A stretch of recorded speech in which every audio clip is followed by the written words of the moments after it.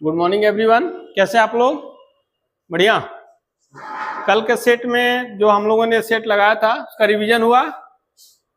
कितने लोग ऐसे हैं जो रिवीजन नहीं किए थे? कोई ऐसा है जो कल के सेट को ना लगा के आया हो? सभी लोग लगा के आए हैं, ऑफलाइन ऑनलाइन सभी लोग? ठीक है, बढ़िया है। तो आज हम लोग लेखपाल सीरीज का अगला सेट हम लोग लगाने वाले हैं। ठीक है, अगले सेट पे हम लोग काम करेंगे, वर्क करेंगे, उसको देखेंगे।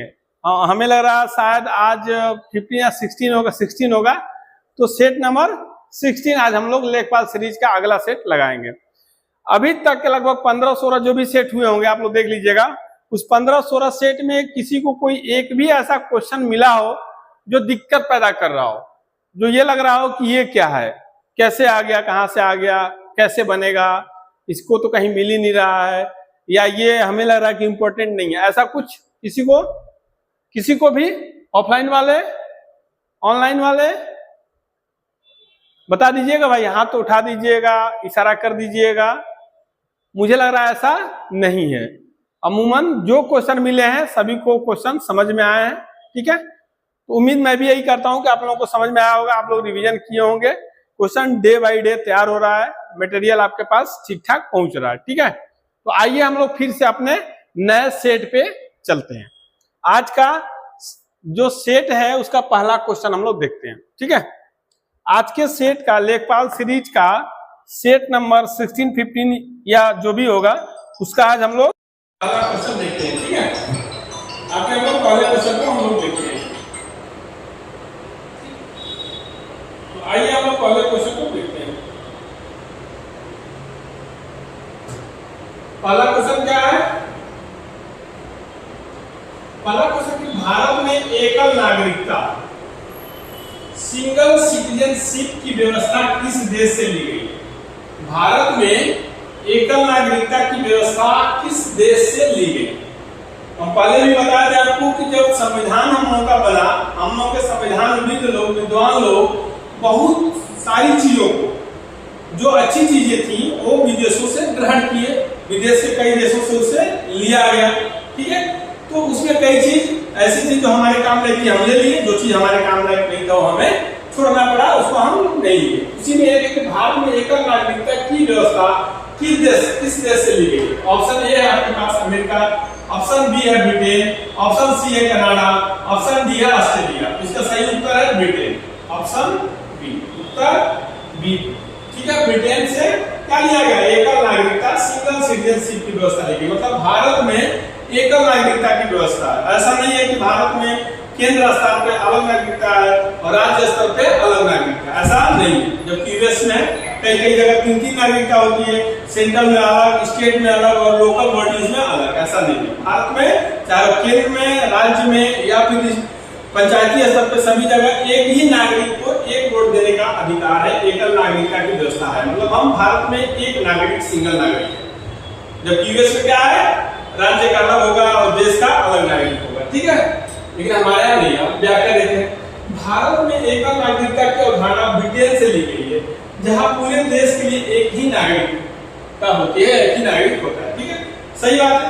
हम लोग क्या है, पूरे देश में एक नागरिक है, सबका अपना एक पहचान है, एक ही नागरिकता है, एक पहचान पत्र बना हुआ। ऐसा नहीं है कि हमारे नाम पे 2-3 पहचान पत्र बने हैं और हम 2-3 नामों से जाने जाते हैं, ऐसा नहीं है। एक वोट देने का अधिकार है, एक वोट भी है हम अपने देश के लिए।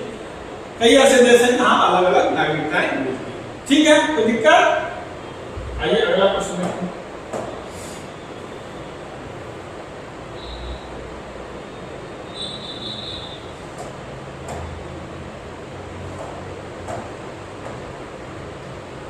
संविधान सभा का अस्थायी अध्यक्ष, टेम्पोररी प्रेसिडेंट किसे बनाया गया था? जब संविधान सभा बना तो आप जानते हैं कि कोई भी जब बॉडी बनती है, कोई भी गवर्निंग बॉडी बनती है या कोई सभा बनता है, समिति बनता है ना, मीटिंग होती है, तो उसका कोई एक अध्यक्ष चुना जाता है। गांव लेवल पे भी देखें, पंचायत, सभी जगह अपने घर में भी देखें, जब 10-20 लोग हो जाते हैं तो जब किसी गंभीर मुद्दे पे बात करना होता है, हंसी मजाक की बात नहीं, जब गंभीर मुद्दे बात करना हो तो उसमें एक बुजुर्ग होता है या कोई ऐसे विद्वान लोग होते हैं जो पढ़े लिखे लोग होते हैं या जिनके पास अनुभव ज्यादा होता है, वो भले पढ़े ना हो, उनको क्या हेड बना दिया जाता है कि भाई ये बात, ये आज की मीटिंग का हेड रहेंगे। इनकी बातों से ही मीटिंग शुरू होगी और इनके बाद से ही खत्म होगी मीटिंग। तो उसी तरह जब संविधान सभा बन रहा था, बनने को तैयार था, लेकिन जब तक वो बन रहा था तब अस्थायी टेम्पोररी प्रेसिडेंट बनाया गया किसी को। बाद में जब वो बनकर तैयार होगा तो अस्थायी अध्यक्ष बना दिया गया। ठीक है, तो वही क्वेश्चन है ये कि संविधान सभा का अस्थायी अध्यक्ष किसे बनाया गया था। ऑप्शन ए है doctor Rajendra Prasad, option B है सचिदानंद सिन्हा, ऑप्शन सी है जवाहरलाल नेहरू और ऑप्शन डी है बी.आर. अम्बेडकर। तो इसमें सही उत्तर है बी, अर्थात सचिदानंद सिन्हा। अब व्याख्या देखिए, संविधान सभा की पहली बैठक में सचिदानंद सिन्हा को अस्थायी अध्यक्ष बनाया गया था, यह नियुक्त किया गया था। बाद में डॉक्टर राजेंद्र प्रसाद को अस्थायी अध्यक्ष बना दिया गया। ठीक है, मतलब संविधान सभा का बना तो उस समय टेम्पोररी प्रेसिडेंट कौन थे? सचिदानंद सिन्हा को बना दिया गया। जब संविधान बनकर तैयार हो गया तो उसके बाद इसके अस्थायी अध्यक्ष कौन बन गए? डॉक्टर राजेंद्र प्रसाद। तो आप लोग दोनों चीज याद रखिएगा, सचिदानंद सिन्हा अस्थायी अध्यक्ष और अस्थायी अध्यक्ष डॉक्टर राजेंद्र प्रसाद, ये दोनों क्वेश्चन पूछा होगा। ठीक है, आइए अगला क्वेश्चन देखते हैं। इस सेट का अगला क्वेश्चन देखते हैं।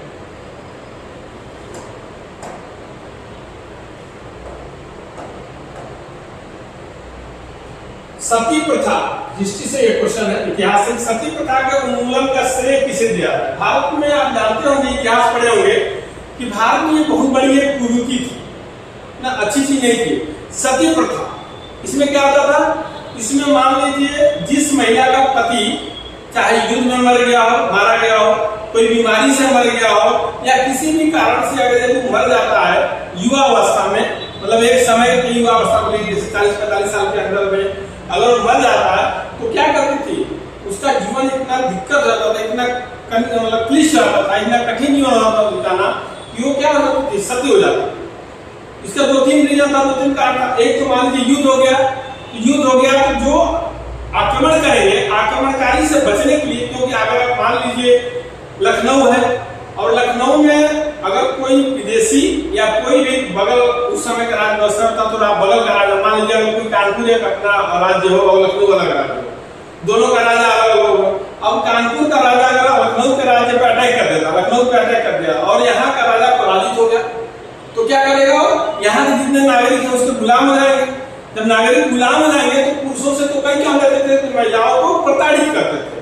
कभी कभी महिलाओं से गलत काम कराया जाता था, इनको दासी बनाया जाता था, कई तरह की समस्याएं थी। इन्हीं समस्याओं से बचने के लिए महिलाएं क्या करती थी? सती हो जाती थी, अर्थात अपने पति के साथ ही, या फिर पति नहीं है तो चिता बना के उस पे सो जाती थी, मतलब जल जाती थी, या फिर अग्निकुंड को दाह कर देती थी, अपने को अग्निकुंड में कूद जाती थी। एक ये हो गया। दूसरा ये मान लीजिए कोई नवयुवती है, अभी नई शादी हुई है, उसका पति किसी कारण से गुजर गया, ऑफ कर गया, तो भी क्या करती थी कि अपना ये 100 साल 50 साल में जीवन काटने से अपेक्षा है कि अभी अपने पति के चिते पर लेट के सती हो जाती थी। ऐसे कई विडंबनाएं थी, ये कुरीति थी, हिंदू खासतौर पर हिंदू धर्म की एक कुरीति थी। इसी कुरीति को खत्म करने के लिए भारत के कई विद्वानों ने, कई समाज सेविकों ने आगे बढ़ा और उसके लिए काम किया। उसी से संबंधित एक क्वेश्चन है कि सती प्रथा का उन्मूलन से खत्म करने के लिए किस श्रेय किसे दिया? मतलब उन्मूलन का कौन कारण बना, कौन इसको आगे बढ़ के इसको खत्म कर रहा है? उसमें आपके पास ऑप्शन है ईश्वरचंद्र विद्यासागर, राजा राम मोहन राय, सी ऑप्शन दयानंद सरस्वती और ऑप्शन डी है स्वामी विवेकानंद। तो इसका सही उत्तर है बी, अर्थात राजा राम मोहन राय। राजा राम मोहन राय वह महान विद्वान है, महान व्यक्ति थे, जिनको इस कुरीति से बचने के लिए इन्होंने समाज से कई तरह की चीजों की आग्रह की, समाज को जोड़ा, समाज में इस कुरीति को बतलाया, घर घर गए, लड़े, यहाँ तक कि अपने घर में भी इन्हें विद्रोह करना पड़ा। देश में तो बात ही छोड़ दीजिए, देश में हर जगह इनका विद्रोह हुआ, फिर भी इन्होंने अंग्रेजों से मिलकर इस समाजी कुरीति को जड़ से खत्म किया। ठीक है, आइए व्याख्या देखते हैं। राजा राम मोहन राय ने सती प्रथा के विरुद्ध आंदोलन चलाया। सीधी सी बात है, ऐसे कोई काम हो नहीं पाता, जिसके परिणाम से 1829 में इसे प्रतिबंधित किया गया। अब 1829 में कौन थे? यहाँ पे ब्रिटिशर्स थे, ब्रिटिश सरकार थी, ठीक, अंग्रेजों की हुकूमत थी। 19 से मिलकर राजा राम मोहन राय ने इस कुरीति को 1829 में पूर्णतः प्रतिबंधित कर दिया कि अगर आज के बाद एक भी अगर इस तरह की घटना होगी तो क्या माना जाएगा? दंडनीय अपराध माना जाएगा। ठीक है, कोई समस्या किसी को बता दीजिए, कोई दिक्कत? कोई दिक्कत नहीं। ऑफलाइन वाले ठीक है, गुड, हाँ बताइए, ठीक है, ओके। ऑनलाइन वाले बढ़िया, ठीक है, क्वेश्चन अच्छा है तो आप लोग इसे याद रखिए। अगला क्वेश्चन देखते हैं, question number 4।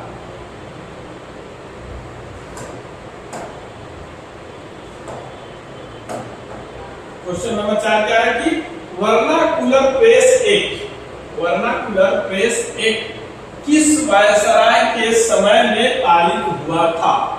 Vernacular press act किस वायसराय के समय में पारित हुआ था? इसका ऑप्शन आपके पास, option A Lord Curzon, option B Lord Lytton, option C Lord Dalhousie और ऑप्शन डी लॉर्ड रिपन। तो सही उत्तर होगा इसका बी, अर्थात Lord Ripon, sorry B Lord Lytton. अब क्या करेंगे, लॉर्ड लिटन के शासनकाल में, लॉर्ड लिटन कौन थे? वायसराय थे भारत के, उन्हीं के शासनकाल में 1878 में 1878 में वर्नाकुलर प्रेस एक्ट लागू किया गया, जिसका उद्देश्य भारतीय प्रेस की स्वतंत्रता को सीमित करना था। उद्देश्य क्या था? भारतीय प्रेस की स्वतंत्रता को सीमित करना। वर्नाकुलर प्रेस एक्ट कब लाया गया? 1878 में। हुआ होता क्या था, जैसे भारत में भी कई प्रेस उस समय कंपनियां काम कर रही थी, तो प्रेस विज्ञप्ति में अंग्रेजों के विरुद्ध कई चीजें छापी जाती, कई निकाली जाती थी, आर्टिकल्स निकलता था, न्यूज निकलता था ना, ताकि लोगों को बताया जा सके कि भारत में जो शासन कर रही ब्रिटिश सरकार है वो भारत का किस तरह दमन कर रही है, यहाँ का लोगों का शोषण कैसे हो रहा है, आर्थिक, सामाजिक, राजनीतिक, किसी भी तरह का। इसी चीज को बार बार पेपर में छापती थी। इससे क्या होता था? लोगों में गुस्सा उभरता था, विद्रोह की समस्या होती थी, लोग सड़कों पे आते थे। इसी चीज को दबाने के लिए अंग्रेजों ने ये एक्ट लाया कि इसमें ऐसा कर दिया कि प्रेस पे ही प्रतिबंध लगा दिया। उन्हें जैसे ही पता चलता था, कोई भी, मान लीजिए अगर कोई हिंदुस्तान नाम का अगर प्रेस है, अगर उन्हें पता चला कि हिंदुस्तान प्रेस वाले हमारे विरुद्ध कोई न्यूज छाप रहे हैं, कोई समाचार लिख रहे हैं, तो क्या करते थे? डायरेक्ट जाके प्रेस पे क्या करते? प्रतिबंध लगाते थे कि आज के बाद अब आप न्यूज नहीं छापोगे, क्या होता वाला। इसीलिए ये लाया गया था ताकि अंग्रेजों की कार्यवाही को समझाया जा सके, इनके द्वारा किए गए कार्य को सही ठहराया जा सके और भारतीयों में किसी भी तरह की अंग्रेजों के विरुद्ध विद्रोह की समस्या न हो। ठीक है, अगला क्वेश्चन देखिए।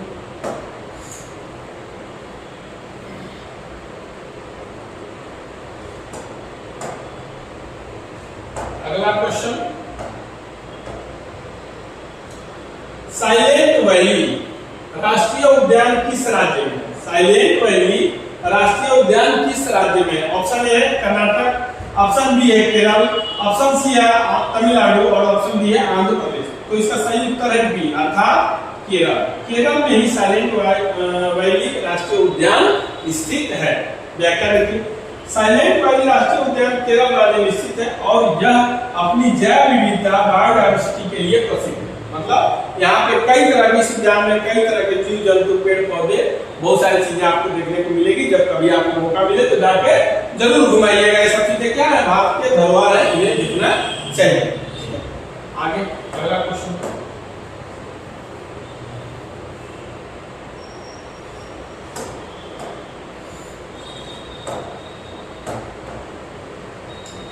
लू क्या है? अभी आप देखिए धीरे धीरे कौन सा महीना चल रहा है? अप्रैल। अब 15 अप्रैल के बाद या 20 अप्रैल या फिर अप्रैल छोड़ दीजिए, मई के बाद आपको लू चलना शुरू हो जाएगा। उसी से संबंधित ये क्वेश्चन भी है कि लू क्या है। आपके पास ऑप्शन है ठंडी हवाएं, मानसूनी है वर्षा, सी है गर्म और शुष्क हवाएं और डी है चक्रवात। तो सही उत्तर है सी, अर्थात गर्म और शुष्क हवाएं। लू क्या है? गर्म और शुष्क हवाएं। व्याख्या देखिए, लू उत्तर भारत में गर्मियों के दौरान चलने वाली अत्यंत गर्म और शुष्क हवाएं होती है। कहाँ पे? उत्तर भारत में, याद रखिएगा। जो तापमान बहुत अधिक बढ़ा है, आप देखेंगे मई जून के महीने में तापमान 48, 46, 45, 44, राजस्थान गुजरात एरिया में तो आप देखेंगे 50, 55, 60, 55 तक चला था, 52 तक चला जाता। ठीक है, तो ये क्या करता है? गर्मियों में गर्म हवाएं होती है, क्या करती है ये शुष्क और गर्म हवाएं क्या करती है? टेम्परेचर को बढ़ा देती है, मतलब गर्मी बहुत अधिक पड़ने लगती है। अभी जो टेम्परेचर अभी 30 चल रहा है, 25 चल रहा है, वो सीधे बढ़ के 35 तक पहुंच जाएगा, 40। ठीक है, तो ये क्या है? गर्म और शुष्क हवाएं हैं। आगे अगला क्वेश्चन, क्वेश्चन नंबर 7। प्रकाश संश्लेषण फोटोसिंथेसिस की प्रक्रिया किसमें होती है? प्रकाश संश्लेषण की प्रक्रिया किसमें होती है? बहुत अच्छा क्वेश्चन है, साइंस से संबंधित क्वेश्चन है। ठीक है, ऑप्शन है आपके पास माइटोकॉन्ड्रिया, ऑप्शन बी है राइबोसोम, ऑप्शन सी है क्लोरोप्लास्ट और ऑप्शन डी है नाभिक। तो इसका सही उत्तर है सी अर्थात क्लोरोप्लास्ट। क्लोरोप्लास्ट में ही प्रकाश संश्लेषण और फोटोसिंथेसिस की प्रक्रिया होती है। अब व्याख्या देखिए, प्रकाश संश्लेषण की प्रक्रिया क्लोरोप्लास्ट में होती है जहां पौधे सूर्य के प्रकाश की सहायता से अपना भोजन बनाते हैं। भाई भोजन सबको चाहिए, हमें भी चाहिए, आपको भी चाहिए, क्योंकि जीवन जीना है, जीवित रहना है तो भोजन की आवश्यकता है, नीड है। क्योंकि बिना भोजन के हम लोग बहुत समय तक जीवित नहीं रह सकते। कितना दिन रहेंगे? 2 दिन, 4 दिन, 10 दिन, 20 दिन, 50 दिन, 2 महीना, मैक्सिमम साल भर सूख के लकड़ी हो जाएंगे, मरेंगे नहीं, लेकिन एक समय बाद फिर मर ही जाएंगे, डेथ हो जाएगा, ठीक है, निपट जाएंगे। तो भैया भोजन जरूरी है। तो जिस तरह भोजन हमें जरूरी है उसी तरह जानवरों को भी, पेड़ पौधों, जो भी लिविंग थिंग्स है उन्हें भोजन की जरूरत पड़ती है। तो हम अपना भोजन खुद से बनाते हैं, दाल चावल की सब्जी भी बनाते हैं, और जो जानवर जो भी खाते हैं उसी तरह पेड़ पौधे भी अपना भोजन बनाते हैं। तो पेड़ पौधे भोजन कैसे बनाते हैं? सूर्य के प्रकाश से, फोटोसिंथेसिस, सूर्य का प्रकाश लेते हैं, ठीक है, फिर कार्बोहाइड्रेट बाकी लेते हैं, उससे अपना भोजन बनाते हैं और ऑक्सीजन को छोड़ते हैं। तो पौधे जो भोजन बनाते हैं वो सूर्य के प्रकाश से बनाते हैं, इसीलिए पौधों के लिए सूर्य का प्रकाश बहुत जरूरी है। यदि कोई आप पौधा लगाए और उसे 2-4 महीना सूर्य का प्रकाश ना मिले तो पौधा क्या हो जाएगा? डेड हो जाएगा, मुरझा जाएगा, खत्म हो जाएगा, क्योंकि उसे भोजन नहीं मिलेगा। तो पौधे भोजन कहां से बनाते हैं? सूर्य के प्रकाश से। किस माध्यम से? प्रकाश संश्लेषण, फोटोसिंथेसिस के माध्यम से अपने पत्तियों को लाना। ठीक है, अगला क्वेश्चन।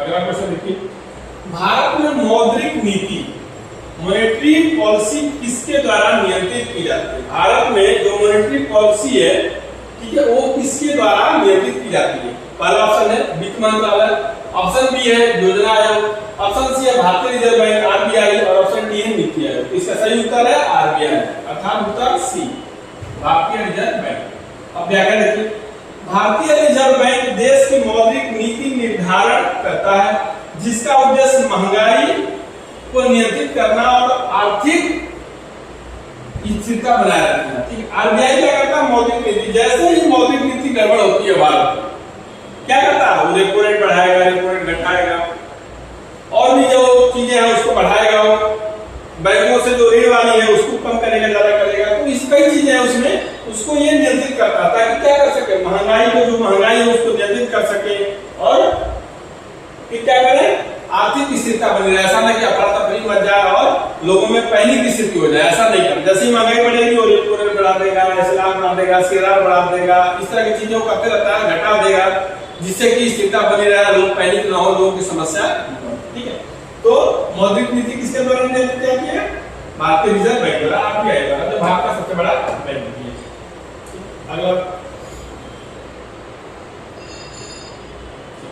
अगला क्वेश्चन देखिए,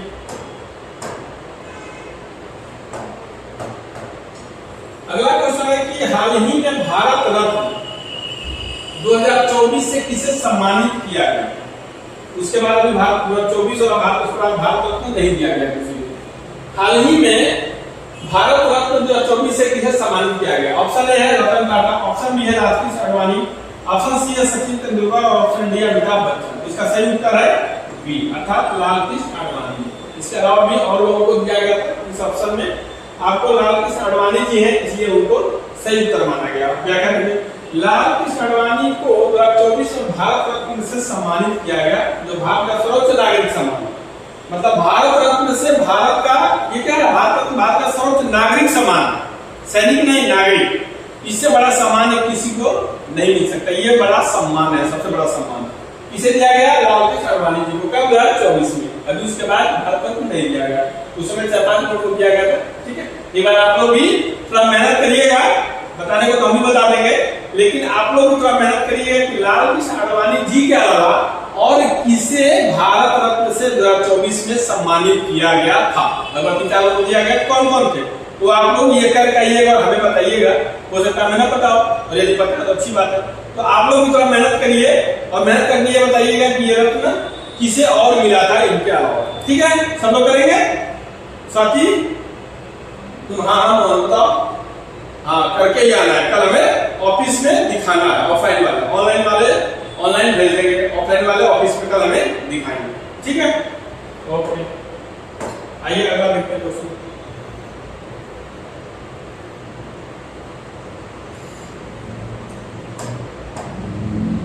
सेट का अगला क्वेश्चन देखते हैं। कॉप 28 2023 जलवायु सम्मेलन कहाँ आयोजित किया गया था? कॉप जलवायु सम्मेलन कहाँ आयोजित किया गया था? कॉप एक अपना सीरीज चलाता है, अभी 28 है, 29 30 है ना, अभी कम बेसी। तो इस तरह का एक सीरीज है जलवायु सम्मेलन। जलवायु परिवर्तन से संबंधित जो समस्याएं, जो चर्चा है, उस पर ये कई देशों के द्वारा सम्मिलित होकर चर्चा मीटिंग की जाती है इस सम्मेलन के माध्यम से। तो उसी से संबंधित ये क्वेश्चन भी बनता है कि को 28 को 26 को 25 को 22 इस तरह का सम्मेलन कहाँ आयोजित किया गया, उसका प्रेसिडेंट कौन था, कब आयोजित किया हुआ, अगला कब आयोजित किया गया, कहाँ किया जाएगा, इस तरह के क्वेश्चन बनते हैं। उसी से संबंधित ये क्वेश्चन है कि कॉप 28 2023 जलवायु सम्मेलन कहाँ आयोजित किया गया? ऑप्शन है पेरिस, ऑप्शन बी है दुबई, ऑप्शन सी है लंदन, ऑप्शन डी है न्यूयॉर्क। तो सही उत्तर है बी अर्थात दुबई। अब आते हैं व्याख्या में। कॉप 28 का आयोजन दुबई में यूनाइटेड अरब अमीरात में किया गया, जहां जलवायु परिवर्तन पर वैश्विक चर्चा हुई। ठीक है, आप देखिए बताया ना, कॉप 29 2024 का आयोजित होगा बाकू में, अजरबैजान के बाकू। ये जब ये जलवायु सम्मेलन खत्म होता है उसी समय ये डिसाइड कर लिया जाता है कि अगले साल या अगला सम्मेलन कहाँ पे होगा, किस देश में होगा, उसका प्रेसिडेंट कौन होगा, इस तरह के। तो कोप 23 कहाँ हुआ था? कोप 28 का हुआ था 2023 में दुबई में। कोप 29 का होगा 2024 में बाकू अजरबैजान में होगा। ठीक है, इसे कुछ समस्या किसी को नहीं है। क्यों होता है ये? जलवायु सम्मेलन है। क्यों होता है? जलवायु परिवर्तन से होने वाली समस्याओं को उसे कैसे सही किया जाए, कैसे ग्रीनरी को बढ़ाया जाए, कैसे टेम्परेचर को मेंटेन किया जाए, किस पे प्रतिबंध लगाया जाए, किसको ओपन किया जाए, ये सारी चीजें यहाँ पे होती है, मेंशन होता है। ठीक है, कोई दिक्कत? तो आज फिर हम लोग अपने सीरीज के सेट नंबर जो भी है उसका हम लोग 10 क्वेश्चन देख लिए। हम लोग 10 क्वेश्चन डेली देखते जा रहे हैं ताकि आपके ऊपर ज्यादा बोझ न हो। पहले को तो हम 20 क्वेश्चन यहाँ पढ़ा दें आपको, डेली 20 क्वेश्चन भी करा दे, लेकिन उसका कोई मतलब नहीं है। टाइम है अपने पास, जब टाइम है तो उसका सही यूटिलाइज किया जाए और खाना उतना ही खाया जाए जितना कि हम लोग पचा पाए। ऐसा नहीं कि ज्यादा खाने के चक्कर में वोमिटिंग हो जाए, उल्टी हो जाए, तो ऐसा नहीं करना। जो खाना है उसे पचाना भी है। इसीलिए सिर्फ और सिर्फ 10 क्वेश्चन ही हम लाते हैं ताकि ये 10 क्वेश्चन आप लोगों के लिए बहुत इंपॉर्टेंट है और उसे आप इजीली याद कर सके, रिवीजन कर सके। ठीक है, तो आज के लिए फिर इतना ही। कल फिर हम लोग नए सेट के साथ मिलेंगे, लेकिन फिर मैं आप लोगों से रिक्वेस्ट कर रहा हूँ और ये बार बार रिक्वेस्ट करता हूँ कि रिवीजन करके जरूर लेंगे। हालांकि पहले 2-3 क्लास के बाद से अभी तक के क्लास में मैं ये चीज देखा हूँ काफी इंप्रूवमेंट हुआ है स्टूडेंट में, लोगों में, लड़कों में, जो हमारे छात्रों में जो डेली के डेली याद करके तो आ रहे हैं। एक आध बंदों की बात अलग है, वो गलती से उन्हें नहीं हो पा रहा है, कोई समस्या आ रही, वरना 99% लोग इस चीज को एक्सेप्ट कर चुके हैं कि डेली पढ़ने में ज्यादा मजा है, डेली याद करने में और डेली का डेली रिवीजन करने में ज्यादा फायदा है। तो कर रहे हैं, मुझे भी इस बात को लेकर संतुष्टि है और अच्छा भी लग रहा है। ठीक है, तो बहरहाल आज इतना ही। कल फिर हम लोग नए सेट के साथ मिलेंगे। तब तक के लिए थैंक यू, नमस्कार, गुड डे, बाय, जय हिंद।